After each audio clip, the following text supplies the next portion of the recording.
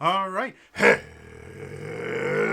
again, adventurers, and welcome to another exciting daily vlog. This is Daily Vlog 2025, number 324. There we go. Man, this is hard. So, today,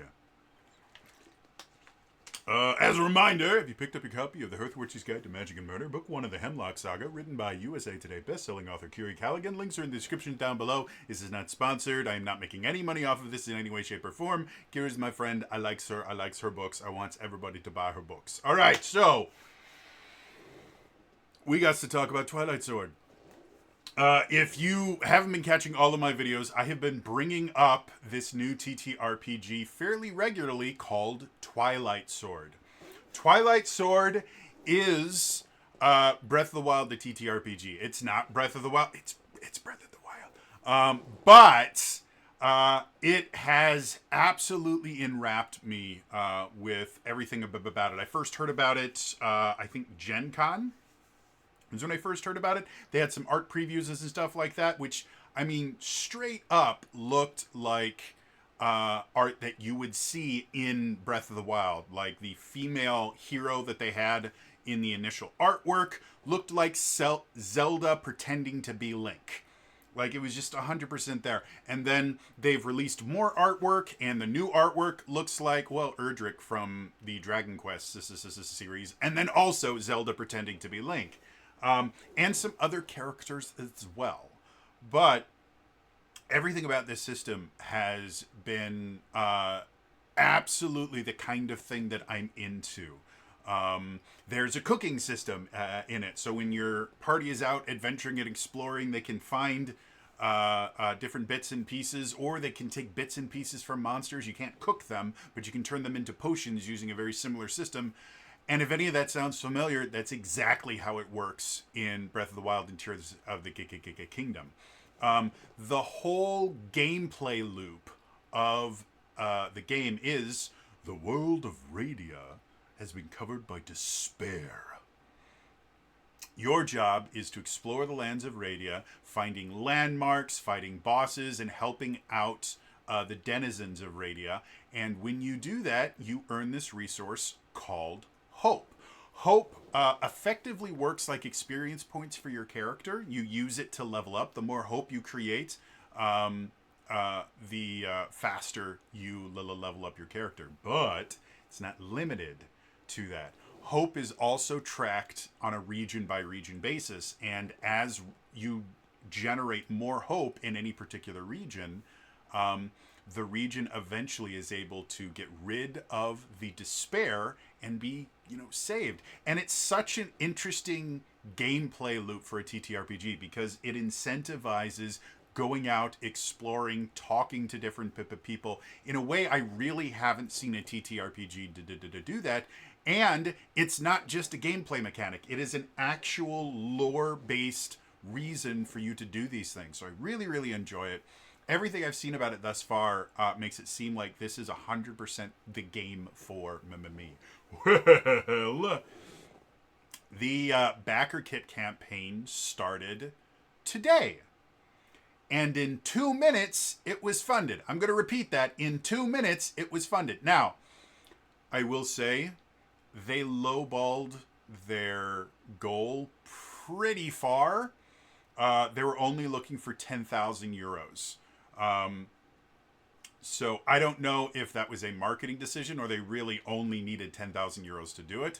But the fact that they got 10,000 euros in 2 minutes is not crazy. However, 6 hours later, they had over 200,000 euros. So this is another kind of runaway success, very similar to the success that we saw with Fabula Ultima. I don't know if they're going to get up to the €1,000,000 mark, but they are constantly putting in new stretch goals and the things like that.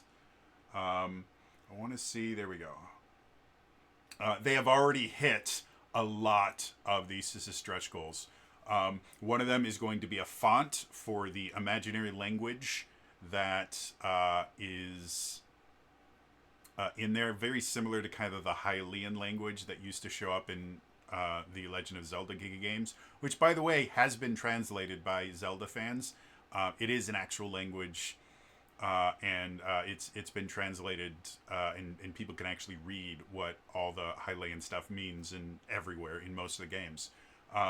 So you'll get a digital font that you can install on your computer and use that to actually create all of those characters. For anyone who doesn't understand why a font for characters that don't look like English is useful, basically what that means is if that font is installed on your computer, then you can highlight, copy, paste those things. Whereas if it was just pictures, you wouldn't be able to copy and paste it in any way, shape, or form. And that allows, to be perfectly honest, it allows for a lot of different things. So having an actual font is very, very cool. Especially if this Orin language, if they actually turn it into a real language, then that could be even more interesting. Then there's a dice pouch that comes with all the, two of the pledge levels, Champions and Twilight Champions. We'll talk about that in a little bit. They added a new kin, which is their version of races or ancestries, called the Aura, which are basically the ancients, as far as I'm aware, of like the lore. So that's in and of itself kind of cool. I would probably associate them the most, if we're talking Breath of the Wild, Tears of the Kingdom, with the Zonai. They don't look like fox people, so for any of you guys that are like, all right, I get to be my fox furry self. No, they look like elves. I guess you could compare, because they have white hair, I guess you could compare them to the Sheikah.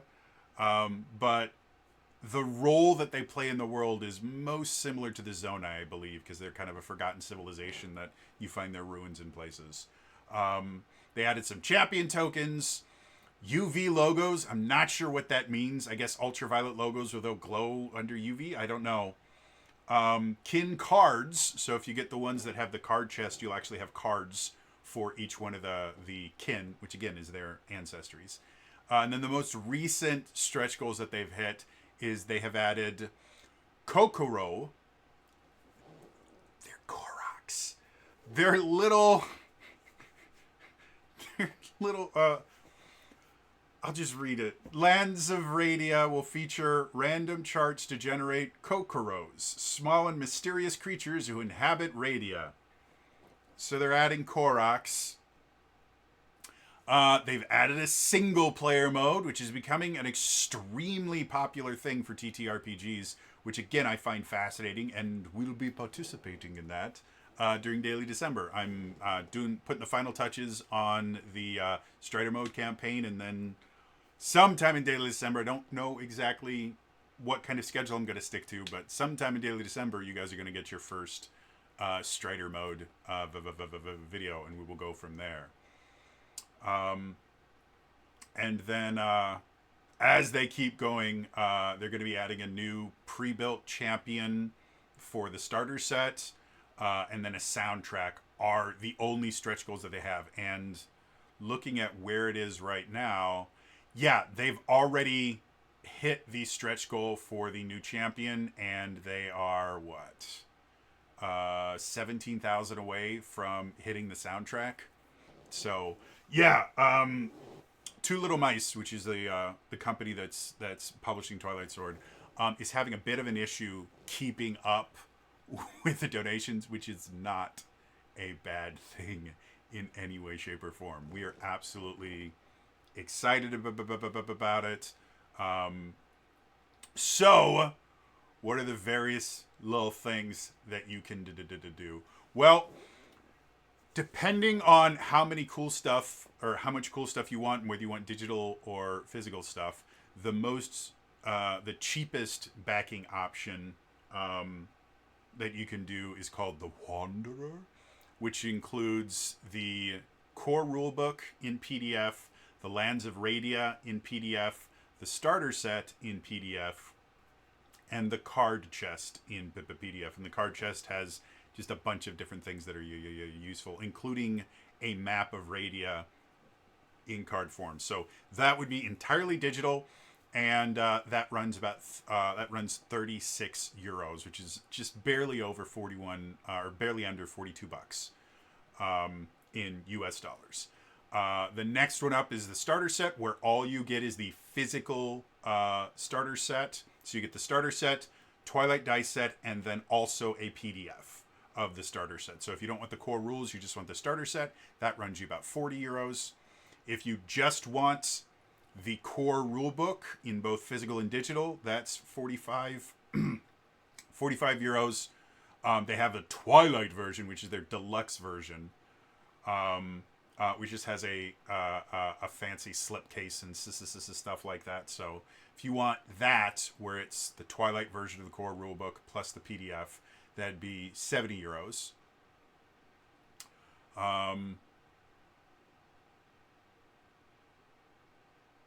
Then we have, what is this? Oh, that's what it is. So if you want both the core rulebook and the Lands of Radia, Lands of Radia is basically a combination DMG and monster manual. So if you're just going to be a player, you probably only need the core rulebook. If you're going to be running anything, you're going to need the Lands of Radia as well.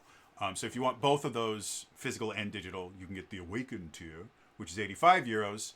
They have the Twilight Awakened tier, which is 135 euros, which is, again, it's the same thing as the Awakened. It's just the deluxe versions of the physical books. And then the two big ones. You have the Champion tier, which includes the core rulebook, the Lands of Radia, the starter set, the dice set, the card chest, and the GM screen, all physical, plus all the rewards, all the stretch goals that are unlocked. And then also you get the PDF of the core rulebook, the Lands of Radia, the starter set, and the card chest. So, and then the Twilight Champion is, again, it comes with the deluxe versions. The regular champion is 160 euros, which again is about 185 bucks US. And then the Twilight Champion is 210 euros, which translates to about 244 American dollars.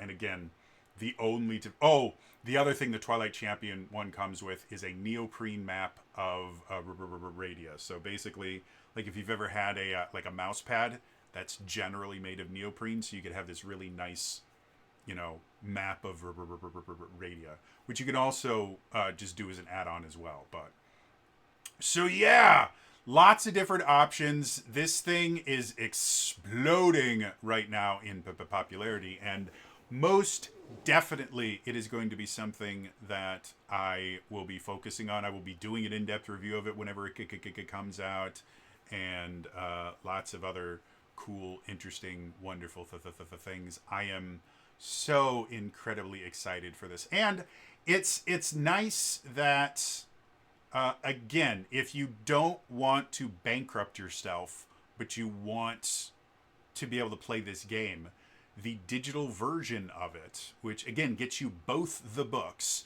is only 36 euros, or again about 42 bucks. So for 42 bucks, you can get everything that you need to play this game, which is still cheaper than a single single hardcover copy of any of the core D&D books. Because if I remember correctly, I think they go for 60, don't they? It's been so long.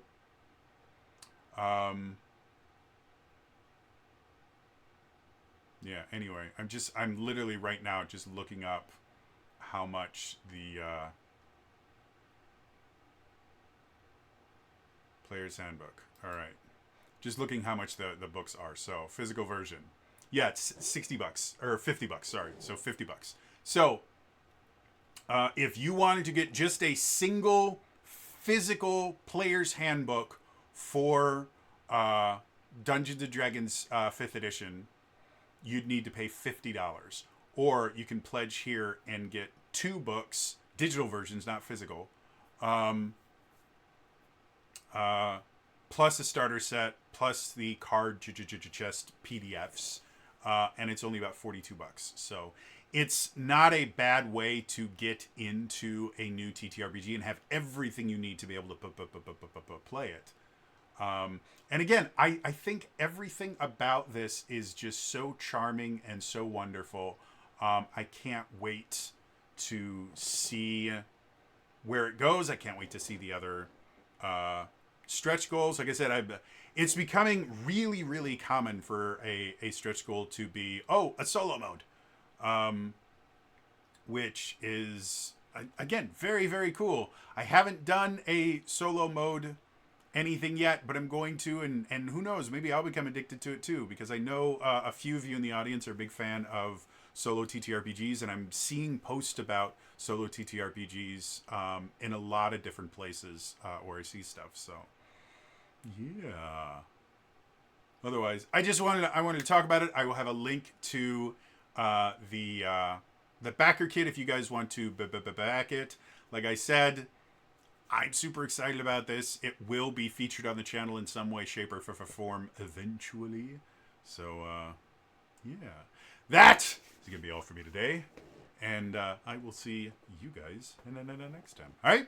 Bye-bye.